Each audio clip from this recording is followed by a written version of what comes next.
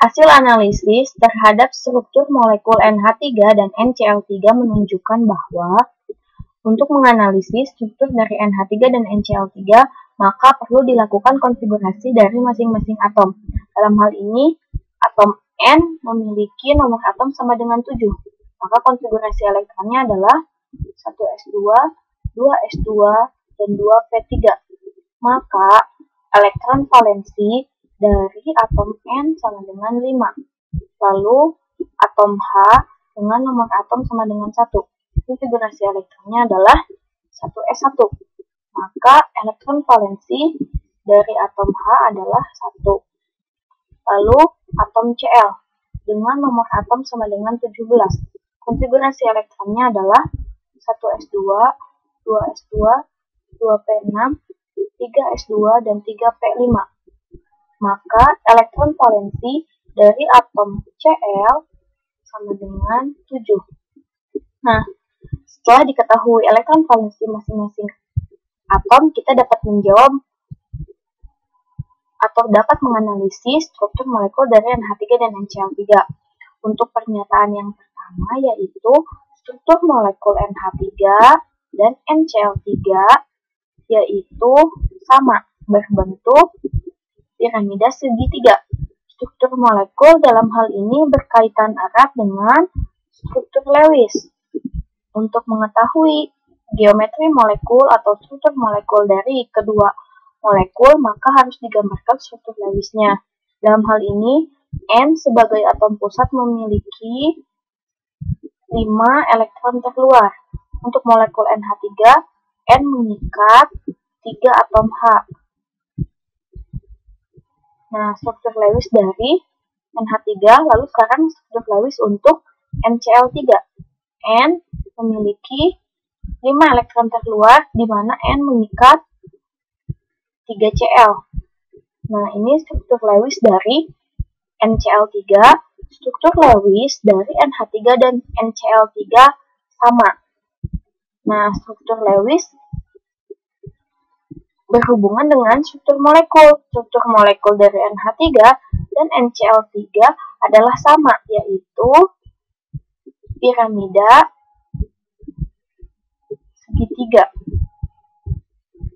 Maka, untuk pernyataan pertama merupakan pernyataan yang benar. Lalu, untuk pernyataan yang kedua, yaitu kepolaran molekul NH3 lebih besar daripada NCl3. Nah, untuk melihat kepolaran dari molekul, maka yang harus dilihat adalah pasangan elektron bebas dan arah dari momen dipol. Nah, untuk melihat kepolaran juga harus digambarkan struktur Lewis dari masing-masing molekul. Untuk NH3 dengan N sebagai atom pusat mengikat 3 atom H dan memiliki satu pasang elektron bebas. Dan NCl3 dengan N sebagai atom pusat mengikat 3 Cl dan memiliki satu pasang elektron bebas. Dalam hal ini, baik NCl3 maupun NH3 sama-sama memiliki pasangan elektron bebas, yang mana kedua molekul ini sama-sama bersifat polar. Nah, dari kedua molekul mana yang sangat bersifat polar? Dalam hal ini kita harus melihat arah momen dipol dari masing-masing molekul dengan N dan H. Karena N lebih elektronegatif dari H, maka arah momen dipolnya akan mengarah ke arah N. Nah, dalam hal ini, momen dipol ketika dijumlahkan akan mengarah ke atas. Nah, selain itu, pasangan elektron bebas juga mengarah ke atas. Lalu, untuk molekul NCl3 yaitu Cl dan N, dalam hal ini Cl lebih elektronegatif daripada N, sehingga arah momen dipolnya akan mengarah ke arah Cl. Ketika dijumlahkan, resultannya akan mengarah ke bawah dan pasangan elektron bebas mengarah ke atas. Nah, kira-kira mana molekul yang lebih polar? Untuk molekul NCl3, terdapat tolakan dari pasangan elektron bebas yang mengakibatkan kepolaran dari molekul NCl3 menurun. Selain itu, arah dari pasangan elektron bebas serta arah dari momen dipol berlawanan sehingga molekul NCl3 tidak lebih polar daripada molekul NH3, sehingga bisa disimpulkan bahwa molekul NH3 lebih polar daripada molekul NCl3, sehingga pernyataan kedua merupakan pernyataan yang benar. Untuk pernyataan ketiga yaitu titik didih NH3 lebih besar daripada NCl3. Untuk melihat besar atau tidaknya titik didih dipengaruhi oleh ada atau tidaknya ikatan hidrogen. Jika ada ikatan hidrogen dalam suatu molekul, maka titik didihnya akan tinggi. Nah, kita harus mengetahui apa yang dimaksud dengan ikatan hidrogen. Ikatan hidrogen adalah atom H yang terikat pada atom FON, di mana atom FON ini akan berinteraksi dengan atom FON dari molekul lain. Nah, dalam hal ini N untuk molekul NH3 dan untuk molekul NCl3. Nah, dalam hal ini atom H terikat kepada atom N yang mana ketika bereaksi atau berinteraksi dengan NH3 yang lain akan membentuk ikatan hidrogen. Sedangkan untuk NCl3 tidak ada yang dapat membentuk ikatan hidrogen. Sehingga titik didih dari NH3 pasti akan lebih tinggi daripada NCl3 karena NH3 memiliki ikatan hidrogen. Maka pernyataan yang ketiga merupakan pernyataan yang benar.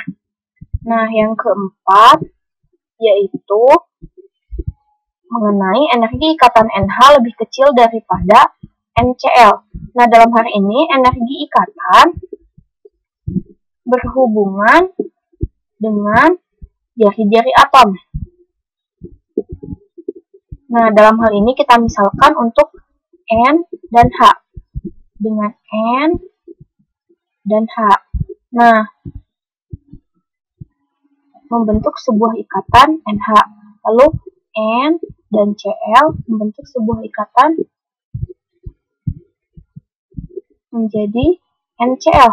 Nah, dalam hal ini, perbedaan jari-jari atom antara N dan H tidak terlalu jauh, sehingga ikatan dari NH itu pasti lebih kuat dibandingkan dengan ikatan antara N dan Cl.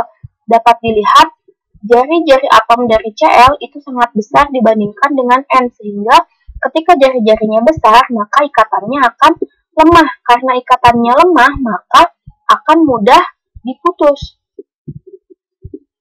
ikatannya. Karena ikatannya mudah diputus, maka energi ikatannya akan kecil.